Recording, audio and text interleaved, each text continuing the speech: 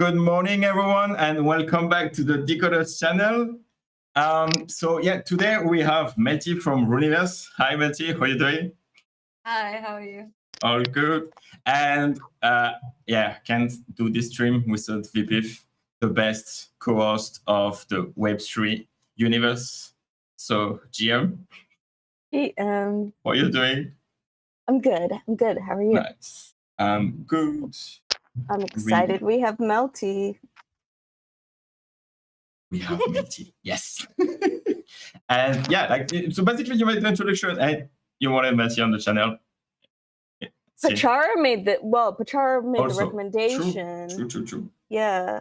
And then I reached out to Melty because we had just recently become friendly.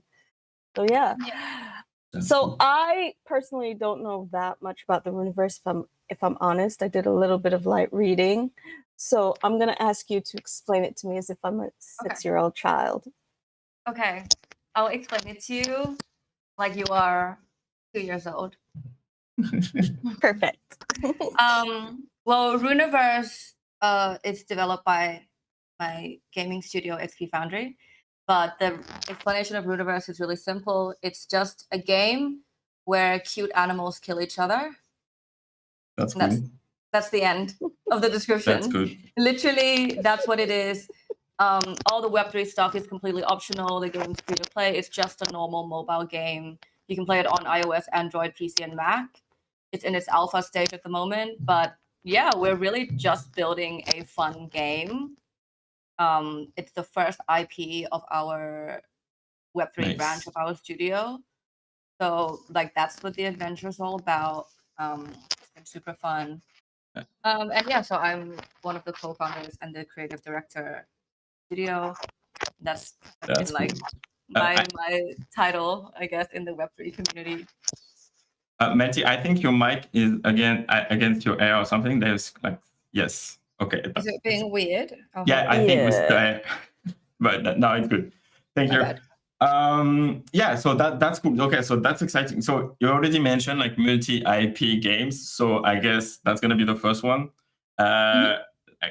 That's cool. Okay. How many games do you plan to build? How many games do we plan to build? Yeah. We don't really have a definite number, but the main game itself is this current Rooniverse game, and then there's going to be spin-offs, and we're going to move into collectibles and other media. So it has a very similar trajectory in terms of IP growth to something like Angry Birds or League of Legends, where you start off with the core game, you go into spin-offs, and you go into all the other media. So that's basically our path with Rooniverse, and that's what we're building the IP to be: very mainstream, very easy to digest, and just very stupid and fun. I like stupid and fun. Yeah, we all love stupid and fun. Yeah, exactly. That's stupid cool. And fun is my jam. So in terms of the Web3 options, you say they're optional. How and how are they optional? Exactly. Yeah, so the game itself, you just download it and play like normal. It's got a Web2 model and a Web3 model on top. So the Web3 model is based more on the premium experience. It's a layer where people can play with the digital collectibles. They can interact with the token, which is the hard currency. And they can create, they can get rewarded, they can compete on a deeper level on the game, and they can create both rewarding experiences and get something back as well. So it's more of if you imagine a game like an MMORPG or something, there's free to play, there's preferred players, and then there's subscription players.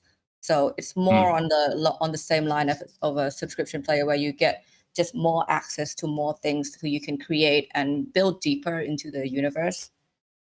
Yeah, that's cool. Okay, so and you also mentioned it's in alpha, right? So is that open? Yeah. So the alpha is open at the moment. It's a quiet alpha, but you can download it on iOS, Android, PC, and Mac on the website, which is playrooniverse.com. You can also download it from our Discord through commands. We have community crew members who will help you. And every few days we have games night or mini tournaments with other communities. So that's basically what the alpha is all about. Traditionally, with games, alpha stages are very, very closed off in general. Like even betas, most of the time are closed as well. But since we're building in Web3, everything's like very personal. Everything's all about building in public. We just decided, look, we'll just go forward with an open alpha and let different other communities who are Web3 and interested in gaming try it out at the start. That's cool. I think we should have like a game night, like a Rooniverse night. And do Yeah. that on Discord. That would be cool. Yeah, Exactly. You should. we're gonna have to download after the show. Absolutely. So I already see behind you, you have a little Rooniverse head. Yeah. So is that like Branding to the point. Yeah.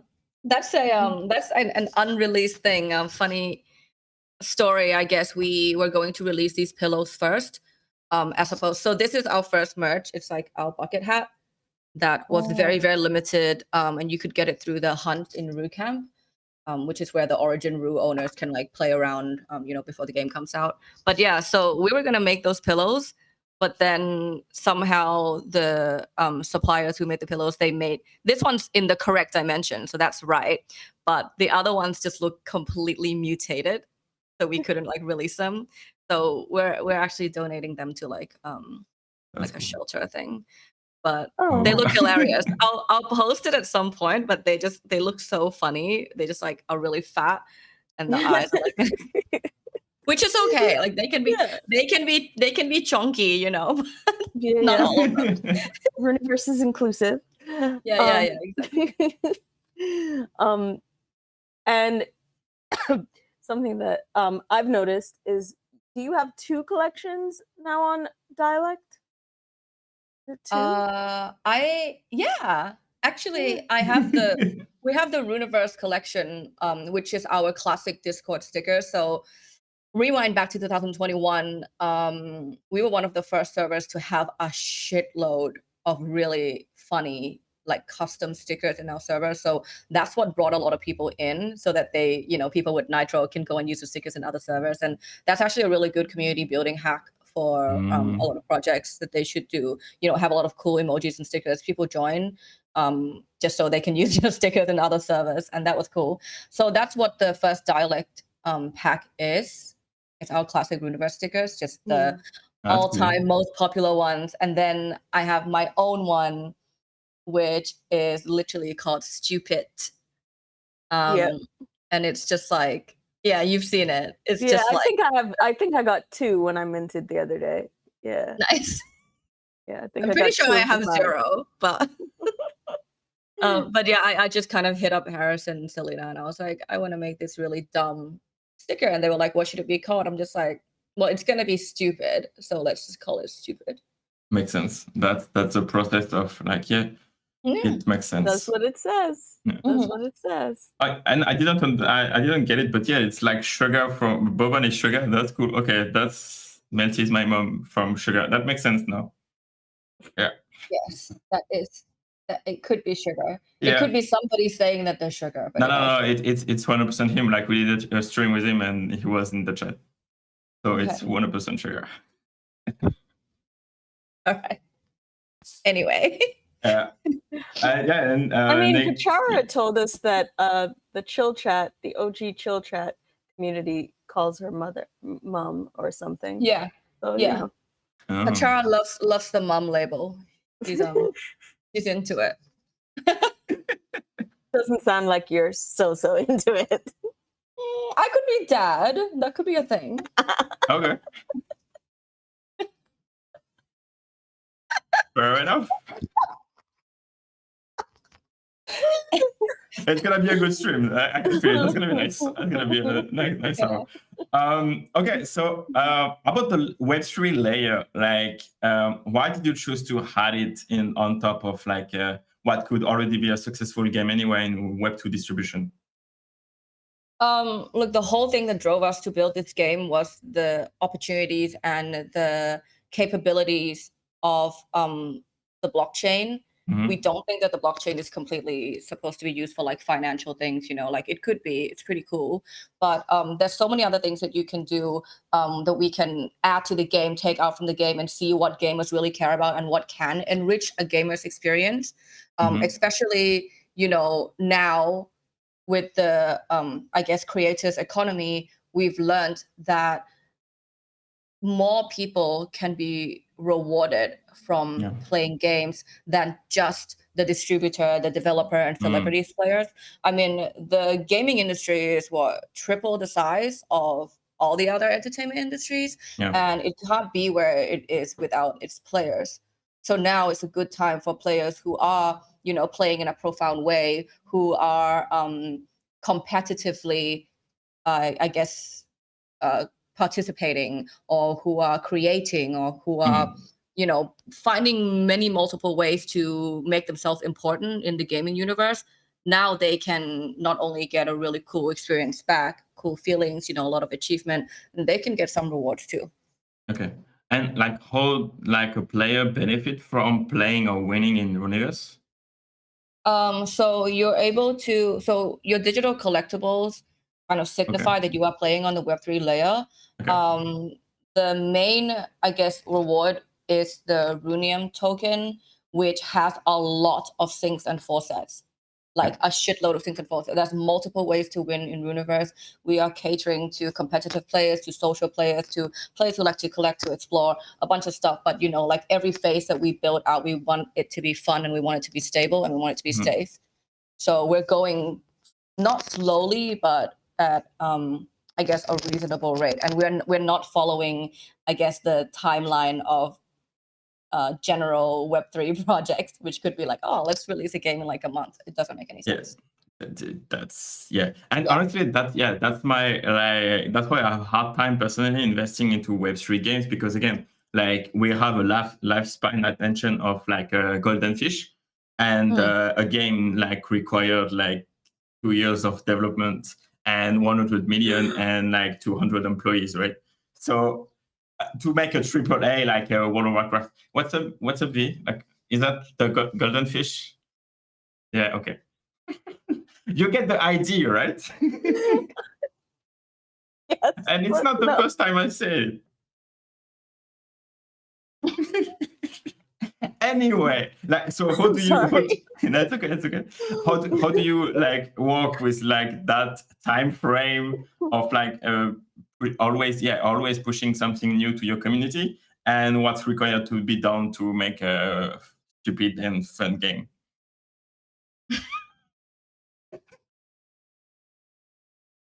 I lost you both here. Fuck. Anyway, right. golden fish. It sounds like the name of a Chinese restaurant in Jamaica. Okay, fair enough. Yeah, the golden fish sounds like a Jamaican Chinese restaurant. Yeah. Why you didn't tell me that before? Because like I was for the first 20 times I used the expression. I've never heard you say that before. Okay.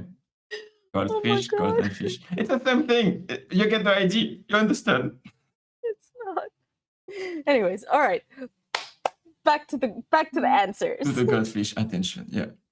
I've forgotten now. Okay. What was the question again? Okay, how do you work with like a short yes. and Web3 the short attention spans. Exactly, that's what I want to say. Yes. Yeah. I want to preface this by saying that the core community of Rooniverse has their visions extremely aligned with the team. So I think at the beginning, of course, you know, you get a lot of traders, you get a lot of people coming in, you know, for whatever alpha whitelist. But the core community now, I think, is in a very good place for over a year, where it's just people who know exactly what we're building, and they are just here to vibe. They're here to play Root Camp, which is our, I guess, idle platform. It's like a web app. It's on the Play Rooniverse website. So that's that. That's like community events that we run. there's a bunch of other random activities that we do. We put out also like a weekly and bi-weekly Substack so that everybody can be updated with the game. And in the meantime, the team is just doing their thing. We're developing, we're running operations. We have some stuff going on the blockchain side. And most important of all, right now we're racing. So during every single stage, we communicate to the community very, very clearly what we're up to and what they can do in the meantime. So there isn't really a situation where we have holders of RuHub. Our holders are called RuHub members. They name themselves, okay? They name themselves after Pornhub, obviously, but we just let them. So the RuHub members, they just have this understanding that's just like, oh yeah, we're just vibing over here. You know, they participate in events in the Discord, which we do with Ru intern and with the community crew members, where it's like little mini games, little mini activities that you can participate in, gain points, you know, and we unlock stickers together as a server. We come up with new game modes. There's a lot of stuff, but it's very different from a lot of other, I guess, Discord communities that I've seen anyway. Yeah. It's got a different vibe. So we haven't had people be like, hey, like, what's happening, or be like unhappiness. It doesn't really exist. Yeah, that's good. That's pretty good. Yeah, if you're able to align that with your community, that's good, because like, yeah, then you share the same values and feelings and stuff. So yeah, they stick around, and so you have time to live. Oh, cool. Yeah, it's that's really cool. Cute and fun, you know. And you're making friends with lots of other communities, both in Solana and on IMX, has been super cool for us too. Because then they test our game, they play, and then yeah. Oshi, yeah, like Oshi, if you want, like maybe we should like prepare some stickers too on the decoders. Like I will need to make more green screen pictures. Oh, wait, what stickers? All right, let me explain something to you, Melty. Okay. I gave Vitler access to Dialect like first week it was out. First week we were able to share. VIP, love it. Yeah. Mm-hmm. This guy goes, I don't understand it, and erases it, right? And then I go back, you know, he starts making little stickers for our Discord, and I'm like, oh, we should do some for Dialect. And he's like, yeah, I'm not on there. Then somebody else tells him about Dialect, and he's like, oh my God, I'm missing out. He like, no, wait. Oh my God. Wait. Yeah, somebody explained it to you. Yes. Plus, what happened? No, they say it's an NFT. Like the stickers are an NFT. I didn't get that. They're compressed. Yeah. And now you can buy and trade them. Yeah. Yeah. So I've been getting all the ones that I want that I didn't get when I minted. But do you have any Rooniverse ones? You have minted ones? Yes, I did. You too? Yes, sure. That's cool. I minted both of those projects. Thank you. I'm pretty sure that I have like two stickers, not 2 packs, like 2 stickers, and I don't know what they are. I think one of them is like GM. Yeah, no, that's the one that everybody got at the beginning. Yeah, I have an achievement. Yeah. So you have the basic one, like have you just opened the app. Yeah, like me, you open the app and then you close the app, and that's it. I love Dialect. I just haven't had the chance to like do the things. Yeah. But there's a Rooniverse group in there. I mean, that's cool. Yeah, there is. Yeah. There's a Rooniverse chat in there. I think I'm in it. Okay. But yeah, so now he's talking about stickers, and he's still not in Dialect. Are you back in Dialect now? I don't think I've re-downloaded since we talk about it. Like, don't lose your username. You need to like claim your name. I think I have that. Yeah, you have Vitler. Yeah, I have it, right? Yeah, so it's fine. Okay, so that's good. And Oshi, I guess, like maybe we need one like for Venta, because Oshi is like a Venta mod. So maybe we need some stickers with Matt. We get cool. That some flag waving going on. Yeah. What? Nice. What kind of flags? Out of Venta flags. Yeah, makes sense. Anyway, that's cool. Yeah, it would be on brand. Yeah. Anyway, I have a question. So before, well, I guess just in general, you come from a gaming background, as in you were a gamer, I'm guessing. Yeah. And what I love games. Yeah. No, I'm not. I'm a big Candy Crush gamer. Good. I'm heavy. I'm at like I am now at level 14, 16. Don't they have like a million levels? I have no idea, but that's where I am. I'm pretty sure they have a million. Let me, you know what? Let me look. Do they have a million now? Yeah.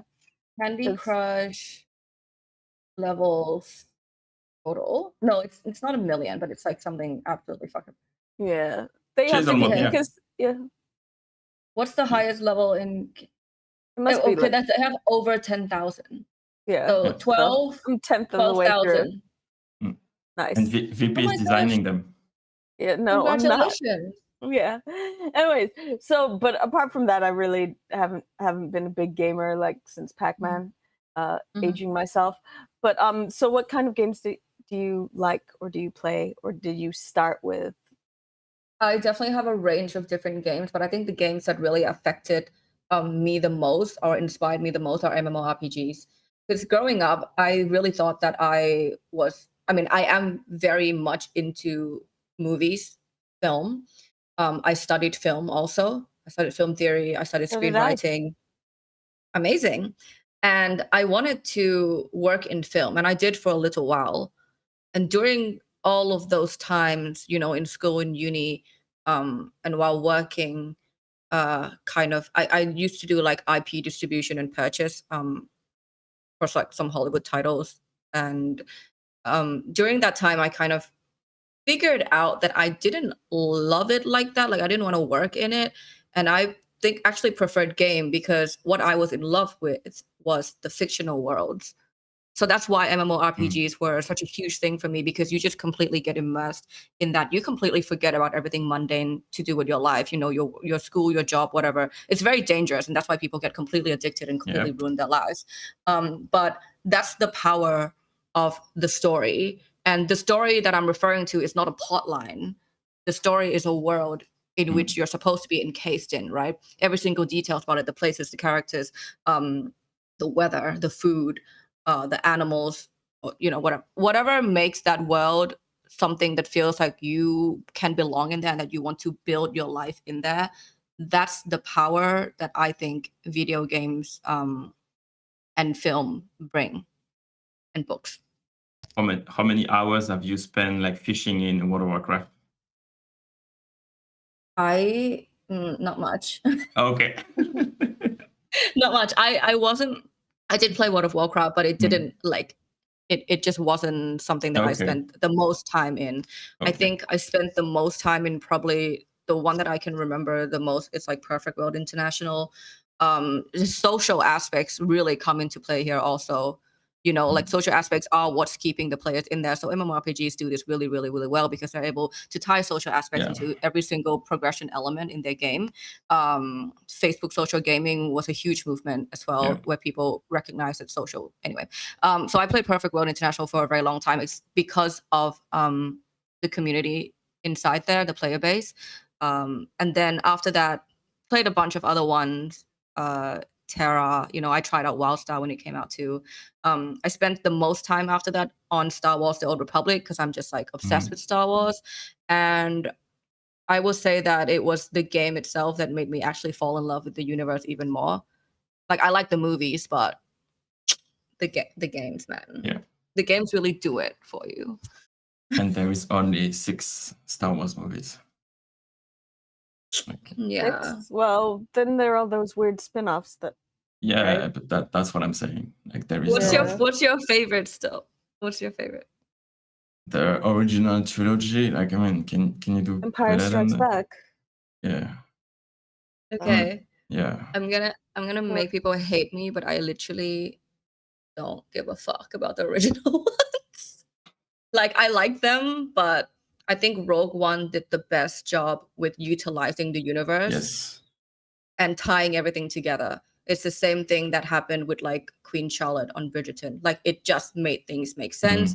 It showed you different parts of the world that they've created, and it just really enriched, your knowledge of it. So that's why. Yeah. Okay. So for Rogue One, yes, I can see it, but like the last trilogy, it's something else. It's another level of like.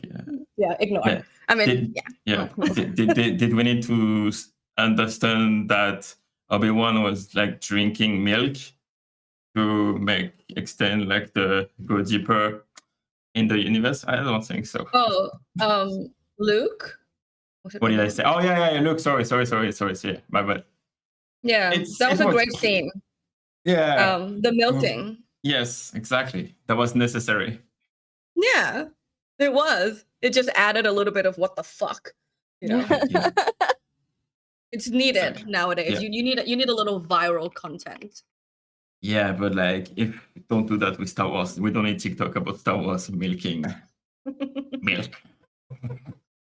Anyway. Yes, do you have a question, Vi? No, No? I Okay. don't. So that final scene where the girl goes up and finds Luke on the mountain. I've forgotten which one it is. Is that number 7? That's the first one. Yes, Yeah, like yes, the first 7. one, yeah. No. No, The first one. The first one in the second trilogy? No. First one The is first one of the third trilogy, right? That's the last scene of the first one. Yeah. So that I've stood in that exact same spot. Don't change. Yeah, don't go forward. It's not necessary. It's on the Skellig Islands off of the coast of County Cork in Ireland. I went, and when I went, there were like 1 million puffins there. It was puffin season. So you just have all of these little. They don't look like a bird that could fly because they're kind of like cherubic. I thought they couldn't. They can fly. They can? No, they can fly. Oh, They're shit. just like buzzing around you, like little big. I don't know. It's so fun. Didn't they make the puffins into a little Star Wars creature in the movies too? Oh, I don't know. They have those little. I'm very vague about anything after the first 3, to be honest with you. Like I watched them they all, were made from the puffins. They're really cute. I'll send you a photo of them. Oh, okay. Yeah, no, it's beautiful there. I highly recommend a visit. Melty, you're coming to Solana Breakpoint, right? Yeah, 100%. Let's go. Okay, we'll see you there. That'll be awesome. We're super excited. Oh my God. Chara has already roped us into buying her a drink. Who? Chara. Oh, yes. Oh, will she be there as well? Oh, yeah, I guess so, because she'll be coming from Paris, right? Yeah. Okay, I sent the photo of the creature that they made from the puffin in our group chat. Okay. Cool. I'll look just at so it. Just so you can see that they're like fit. That's cool. I haven't seen it yet. Something. Yeah. It's a design. Yeah. Okay, so Fiddler. Yeah, we went to a tangent. Yes. Like we went to a Star Wars tangent. As needed. You have to have that. True. Okay, let's talk about Immutable because I thought it was like Rooniverse was on Solana, but it's definitely not. It's on Immutable, so my bad for that. Okay, so why this chain? And like like for what I understand, it's dedicate and focus on gaming on it as a layer 2, right? And so I guess that's makes sense as a choice. So like, is there any like other argument for it, or like why did you decide to do that on Immutable? Rooniverse used to be on Solana. We minted on Solana in 2021. So the origin rules, some of them are still on Solana. But we have a huge community on Solana. But then we decided to make a shift over to IMX, considering just the tech infrastructure for the game itself.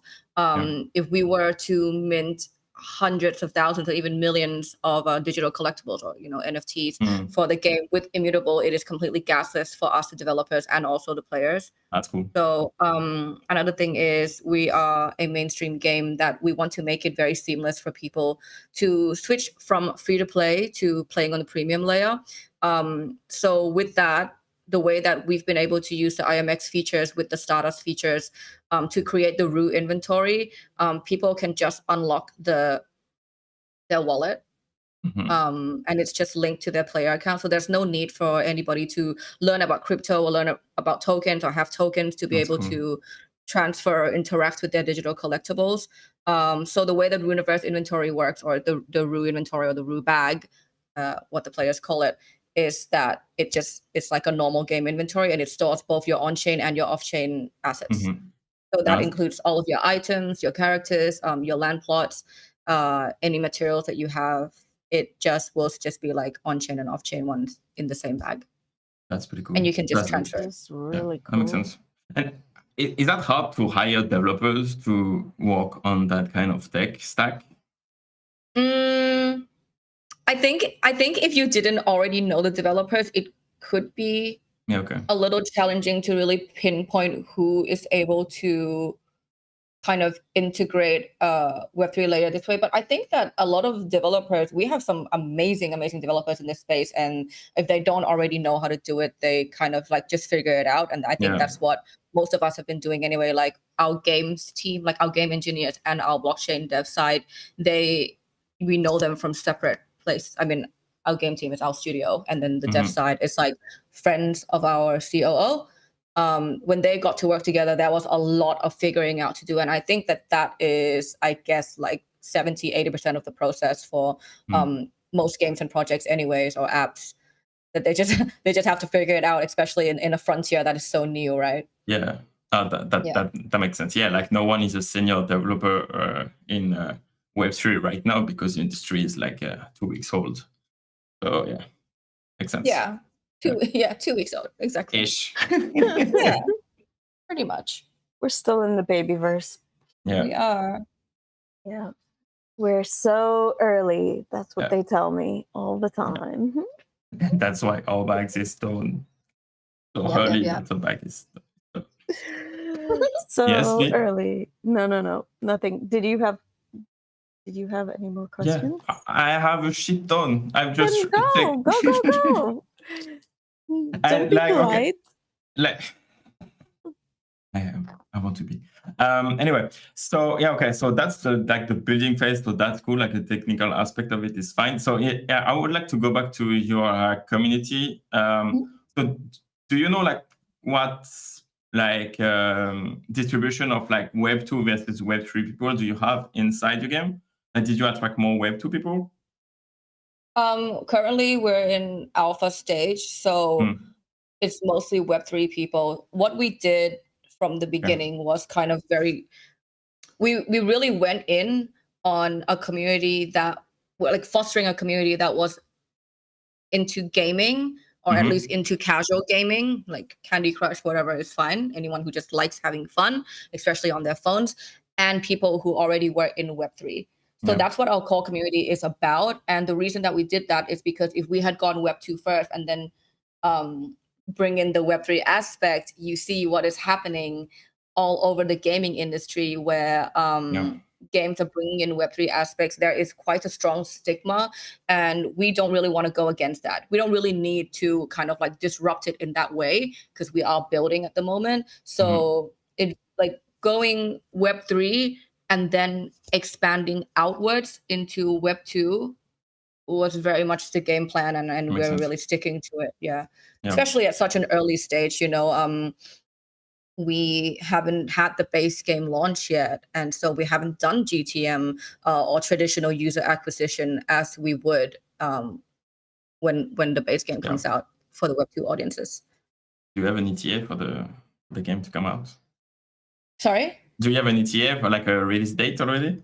Yeah. So it's slated for a base game end of this year. So the end of this year is going to be the main game mode, the basic progression loop. The TGE happens right before that, so that we can have our Roonium with our sinks and faucets, but it doesn't include the expansion. So the expansions will refer to the creator economy, the theory crafting economy, the create to earn programs like user generated maps, for example, and also the stream controlled maps. I'm not sure if the stream controlled map is going to be included in the base game or not. We're just going to have to see how it goes, because there's a lot of adapting to do. But yeah, stream controlled maps is something that I don't think a lot of games have really tapped into at the moment, and we're very, very excited for that. So that's when basically you can let your viewers of your stream participate in either helping you win or fucking you up in the map. So they're going to be able to press an exclamation command and make a hammer fall, make a volcano erupt. It really depends on their prestige. And that's a way for us to boost viewer participation and get audiences to get rewarded and hopefully encourage them to download and play the game as well. That's cool. Okay, so there is like also like a real like streaming strategy in place. That's cool. Streaming communities is super, super important for games because they can really make or break your game, especially at first launch. If you are not taking care of your streaming communities, you are making a huge mistake going as a mainstream game. That's dope. Okay, and like also like like you mentioned already, like but like you also have like esport verticals that you can go deep into it, distribute even like your game into like different verticals, again like with programmers and stuff like that, right? Yeah, cool. Esports is a super interesting road for us also. At the start of last year, wait, what year is it? It's not, what year is it? 2023. That's the one, right? Yeah, that's the one. Last year I joined the Global Esports Federation as part of their Metaverse and Web3 Gaming Council. And so I guess what we're headed to do with Rooniverse kind of plays into that, because the game can be competitive. So the way that we've built Rooniverse is that we have a lot of breadth. So players can just hop on and play. It's plug and play. You don't have to go and read a white paper. You don't have to do anything. You just download the game. You can just play it. We focus on fast time to fun so that players know, just a few seconds or minutes into the game, this is fun already. I'm enjoying this. I like this universe. I like the way that the characters move, the characters jump, the characters roll. I like how my character is attacking, for example. So that's breadth for us, making it easy, and then making the learning curve get more and more challenging. That's the depth part of it, and that's what games like Diablo do really, really well, which is make it so that your depth players, the ones who want to get into theory crafting, the ones who want to, build their world more extensively, they can do that. They have the ability to really go into the rabbit hole and study one piece of gear, or really try to min-max their stats. And so having our high stakes leagues in Rooniverse is something that's going to come, I think, hopefully in the base game. If not, it will be an expansion, because we do want to make sure that we take our tournament scene really, really seriously also. That's pretty cool. Okay, min-max is gonna be something. Like when a game is good, like when you start to have like posts on Twitter, like people sharing strategy, like to how to set up, make the base build and stuff. That's really important. And I have the distribution too, right? That's cool. Yeah, I really like that too. And we kind of encouraged that from the very beginning. So everything that Rooniverse has done from 2021 up until the game launch, especially within our community, is kind of like train our community to do a few things. So sharing strategies is something that has happened already in RooCamp. So just a quick rundown of RooCamp. It's our web app. It used to be called our staking platform, but now it's just called an idle gaming platform. The owners of the Origin roos are able to level up their roos and also send them on hunt. So there's training and there's hunting. The thing with hunting is that each mission has a different level requirement. So you do have to kind of like, when there's a lot of hunt coming out, you do have to kind of like strategize and see like which roos you want to keep in training so they keep leveling up, which roos you want to pull out to grab this like exclusive item that is going to be in the hunt.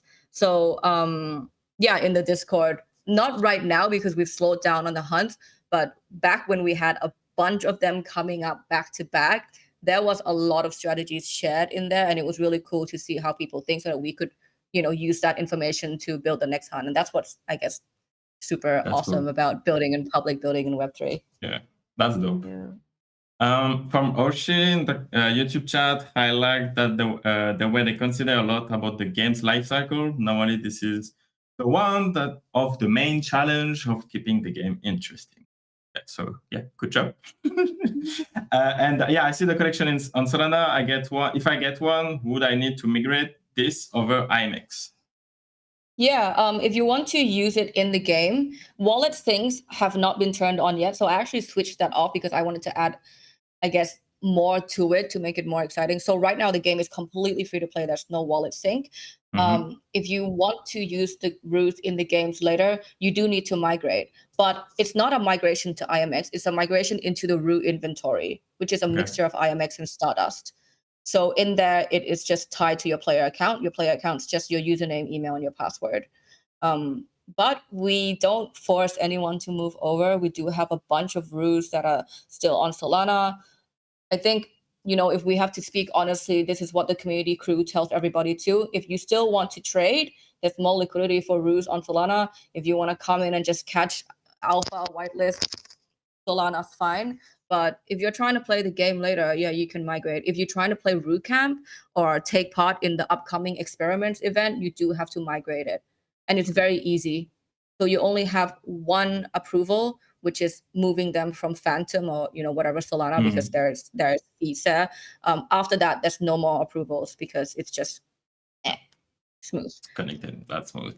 Let's go. But I still have some routes on Solana. I know a bunch of whales who have kept at least one route on Solana just for sentimental purposes because they have been there since 2021.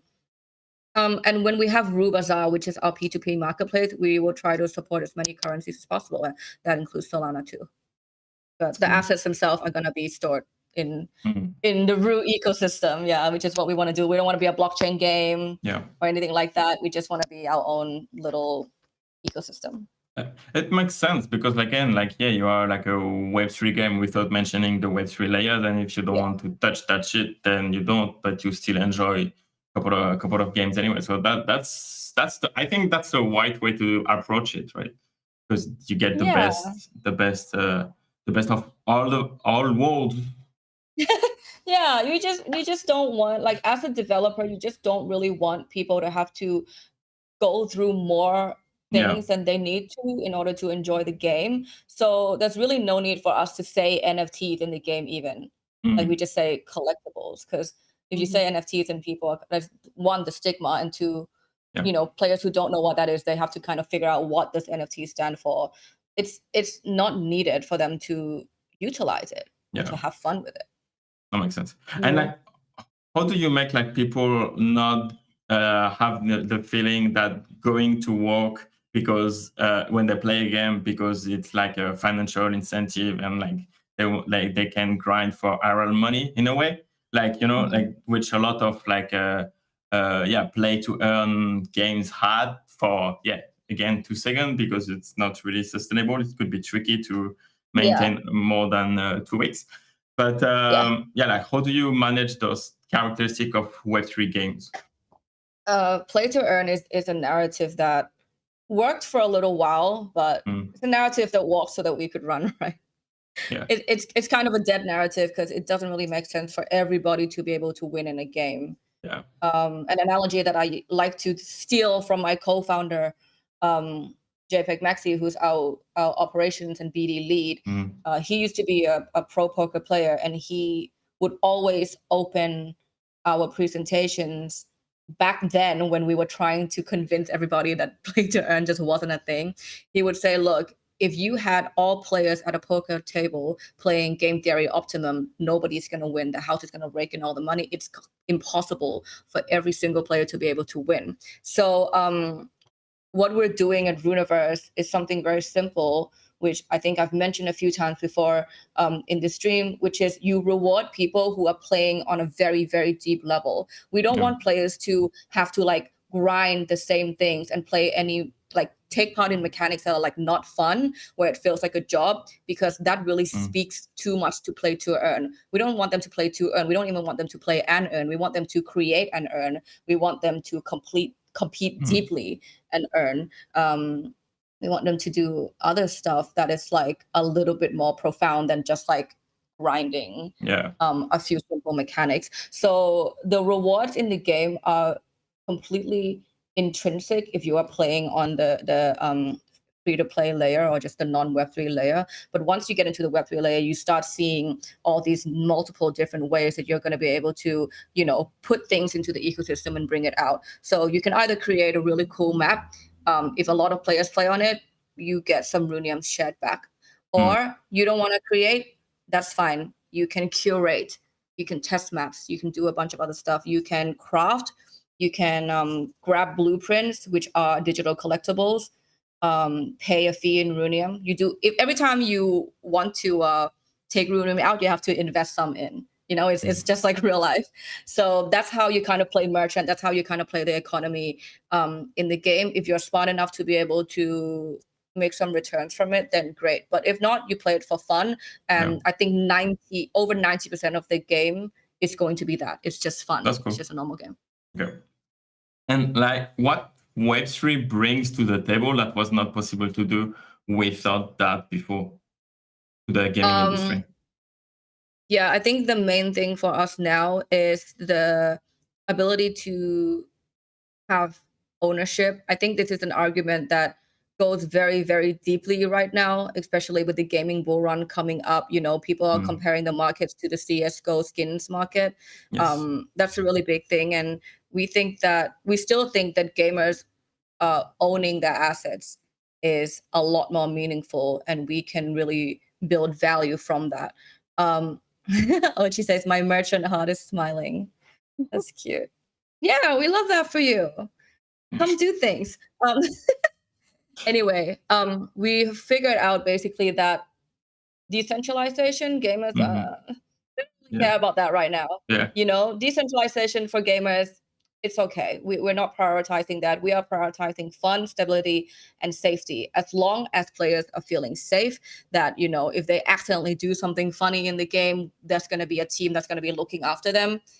Then they have that peace of mind. Then they can, really, really have fun. Another thing is, of course, the creators economy is super, super cool with what we can do with blockchain tech. The lending technology, so something that was made possible with the scholarship programs and Axie or Pickaxie.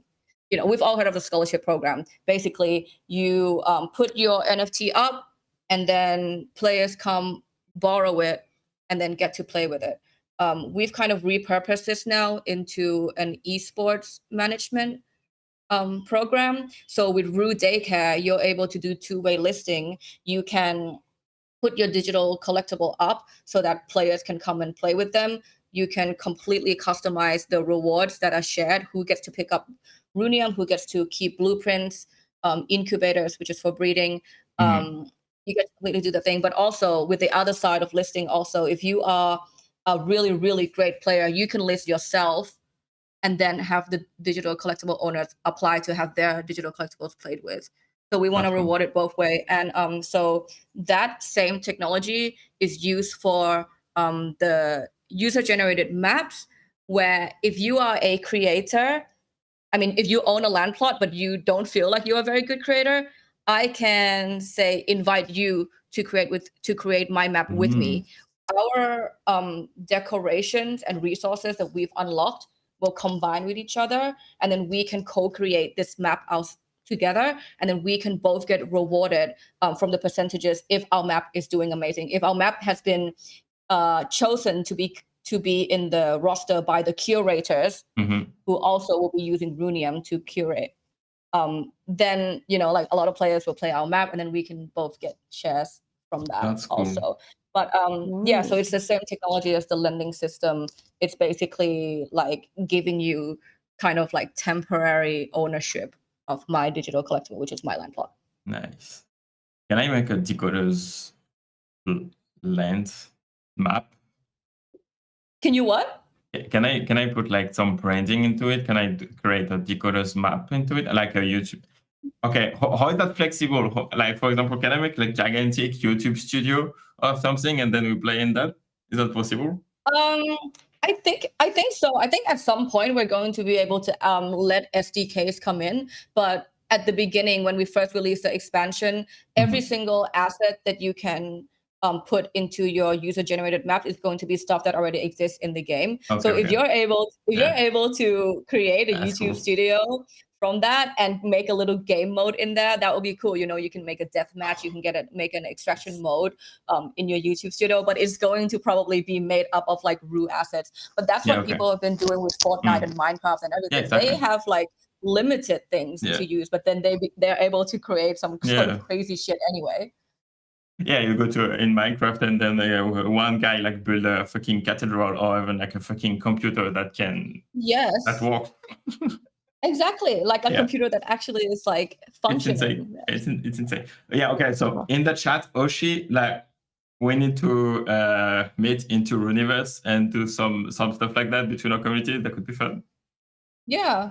That would be cool. The alpha would be super cool. I think you guys should go in and play it because it's just very, very simple. You go in, there's 2 game modes. So there is the mini royale, which is our flagship game mode. And then there's like a free play mode and there's custom lobbies. So if you want to play just your community, set up a custom lobby in a server and go in. We had, I think, a maximum so far, like the record is like 50 or 60 roos in one server, and that was set by Fractal when they did one of their game nights. So I don't know if you can beat that, that would be cool. According to our lead engineer, the custom lobbies currently can have 100 people, but I don't know. Challenge accepted.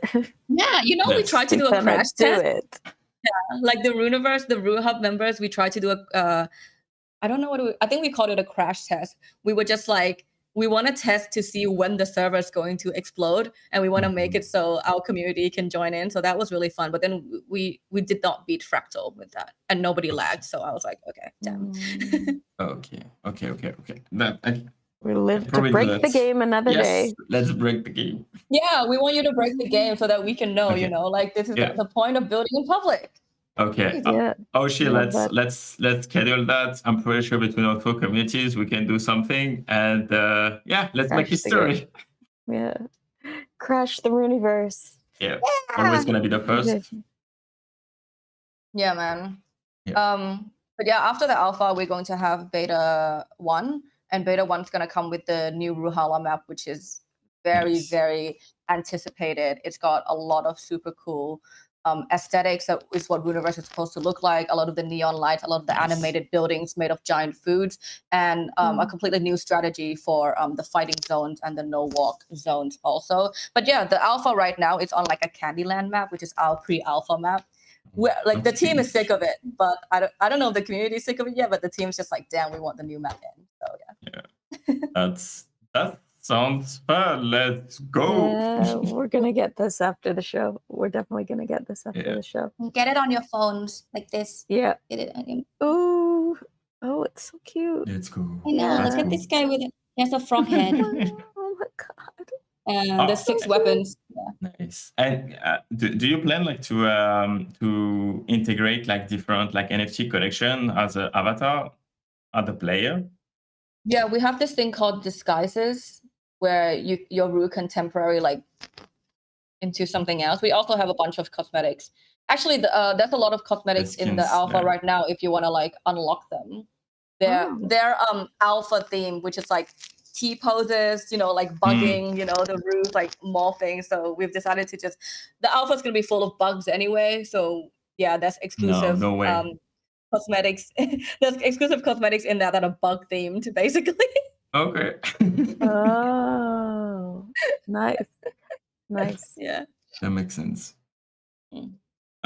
Shit. Okay. So we're slowly getting into the hour, and like Vpiphany, I think you have your space running soon, right? Yeah. Yeah. Very soon. And we only had limited time with Melty too. Yeah. So we appreciate you coming. Sorry. So are you gonna do your 2 questions? Yes, I can do my 2 closing questions. But yeah, it was really nice to have you, Melty. That was cool. I hope you liked it. That was nice. Okay, so I have like closing questions. Okay, so what's the question that you wish people would ask you but they never do?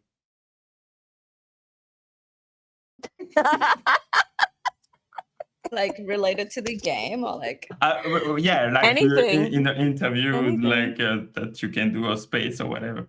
Anything. I wish people would ask me to show the picture of the dog that inspired I mean, not the dog. I wish people would ask me like, what was the first thing that inspired the Roos? Because it's never what people think. It's never. You can answer the question though. You want to answer the question? So everybody not everybody, but most people know that the Roos are based loosely on this rescue puppy that I have in Bangkok. It's like a random street dog, and he looks like this. Okay, so this is like what most people. This is what most people know. It's Okay. like this Yeah, is what makes sense. the I can root. see it. The roots are not dogs, by the way, but like Yeah. you know, they're inspired. But no one ever asked me like what actually inspired the roots, and the surprise is not the dog.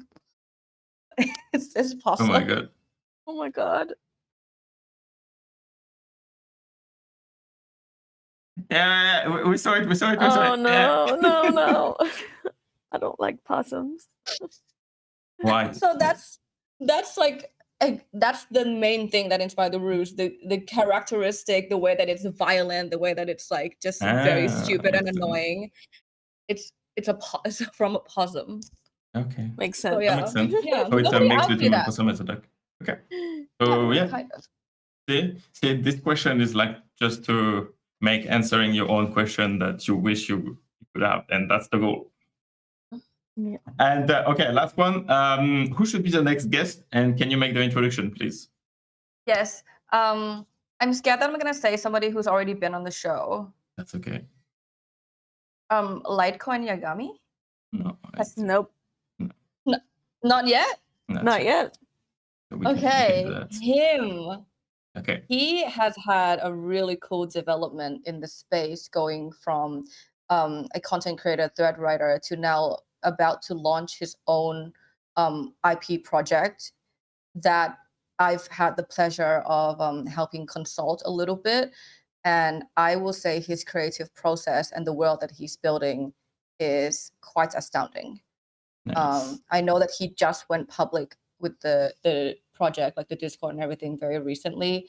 And yeah, I think that's definitely somebody to watch. Also, he's super fun to talk to, super creative guy, you know, has a lot of influences, a lot of inspirations that you guys, I'm sure, can knock around and talk about. Awesome. We can definitely do that. That sounds we like promising. this. Yeah, we like this recommendation. Yes. I haven't heard of him either. No. Oh, okay. which We'll do a is little DM. Wild. We'll do a little DM situation. Okay, we Hey, can definitely can't do that. wait. Thank you Anyway, so thank you much, so much. Melty.